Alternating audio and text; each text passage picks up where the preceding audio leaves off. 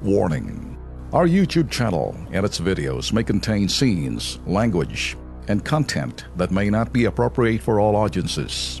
These videos include surveillance footage, undercover pursuit of suspects, actual police and rescue operations, and fearless confrontations. If you do not approve of the content, please do not watch our videos.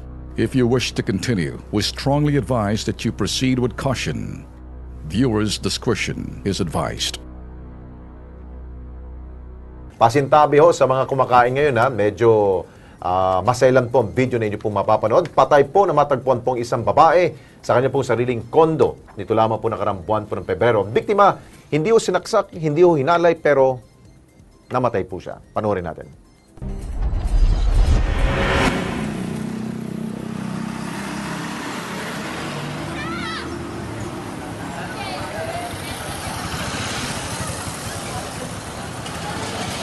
Nagising ang mga taong nangungupahan sa Numancia Residences Condominium sa Binondo, Maynila nang mangamoy daga ang gusali.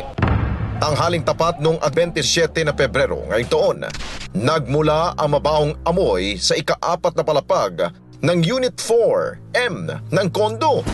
Nangangamoy na sa taas, doon sa room na yon.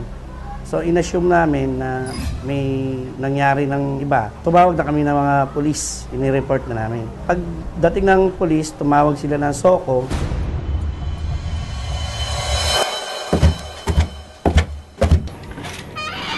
Pagbukas ng silid, tumambad sa mga barangay tanod ang nabubulok ng bangkay ng 26 anyo sa si Christiana Rivera alias Lovely. Nakahantusay ang biktima sa kama at marami siyang tinamong tama sa ulo't katawan.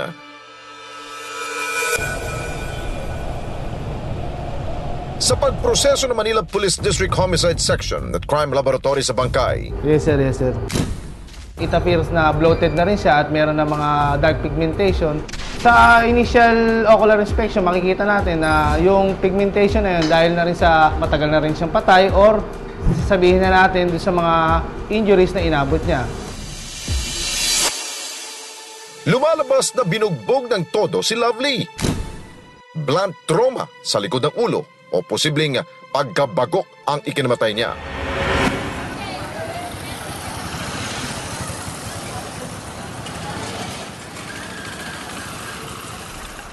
Walang nakakita kung sino ang pumatay sa biktima.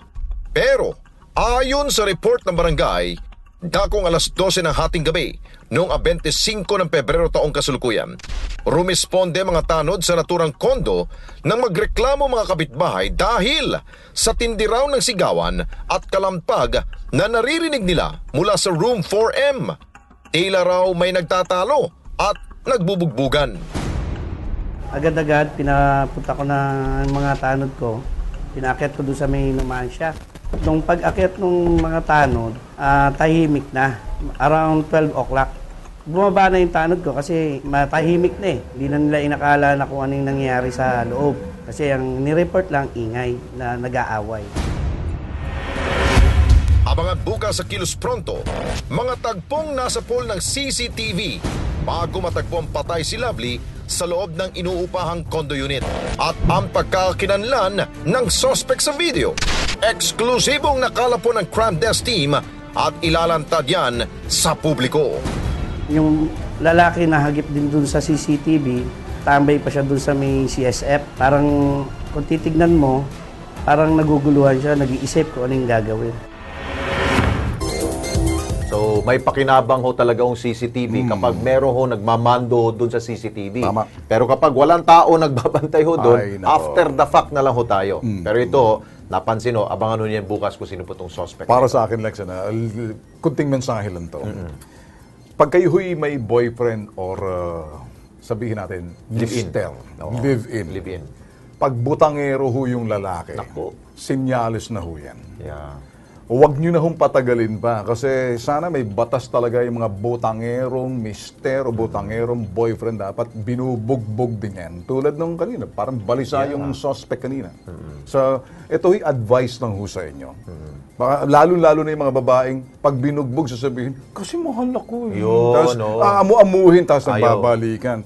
Ito ho, pinag-uusapan natin, Lex. Yes. Ano? Sana makatulong ho kami. Hindi lang ho para doon sa crime.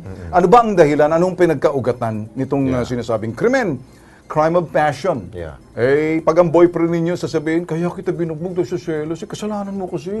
Yun ang mga bukadera ng mga sabing mga butangero na making excuses para hindi sila iwanan ng kanilang mga girlfriend o asawa. Alam mo, Ben, tama yung advice ha. Ako rin, advice ko rin po sa mga kapapasok pa lamang po sa relasyon.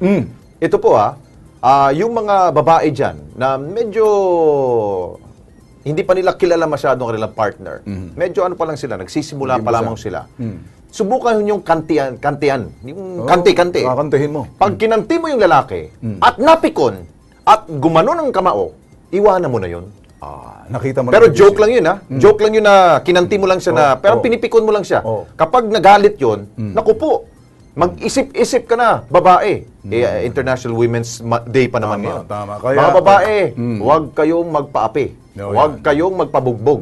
Pag nakita nyo na may senyales na nambubugbog ang inyong karelasyon, sabi mo sa kanya, bye-bye. Ako kasi, Lex, wag na ako makita na nagbubugbugan kay mister ka, kay boyfriend ka, at nakita ko binubugbog mo kung sinong kasama mo, may tama kayo sa akin. Tagaan nyo sa bato. Alam mo yung mga lalaki ng bubugbog? Ano? Mga bading yun Ganun ba? Sigurado ka ba? Hindi naman. Half lang. Half lang.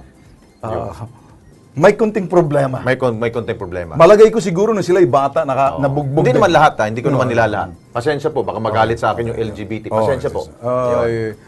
May mga bagay na kung minsan, Lex, parang nakikita natin.